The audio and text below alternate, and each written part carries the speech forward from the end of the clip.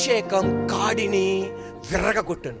సాతానుగాడు నీ మీద ఉంచిన కాడిని విరగగొడతాడు. దేవుడు ఒక నూతన కాడి నీ మీద ఉంచుతాడు. సిగరెట్ అన్న కాడి నీ మీద పెట్టాడే, ఆ కాడిని నా దేవుడు విరగగొడతాడు. మత్తు పానీయాలన్న కాడి పెట్టాడే, ఆ కాడిని నా దేవుడు విరగగొడతాడు. డ్రగ్స్ అన్న కాడి పెట్టాడే, ఆ కాడిని నా దేవుడు విరగొడతాడు. పాపిష్టి కార్యాలన్న కాడి, గమ్యానికి వెళ్ళనీకుండా ఉన్న కాడి, సోమరిపోతనం అన్న కాడి పెట్టాడే, దాన్ని నా దేవుడు అభిషేకము ద్వారా ఆ కాడిని విరగగొడతాడు. ఆ కాడిని విరగగొట్టి ఆయన ఒక కొత్త కాడి, ఒక నూతనమైన కాడి నీ మీద ఉంచుతాడు.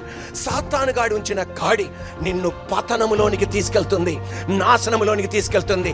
కానీ యేసయ్య ఉంచిన కాడి నిన్ను దీవెనలోనికి నడిపిస్తుంది, ఆశీర్వాదంలోనికి నడిపిస్తుంది, పరలోకానికి నడిపిస్తుంది, కుటుంబానికి, దేశానికి, నీ ఇంటికి దీవెనకరంగా మారుస్తుంది.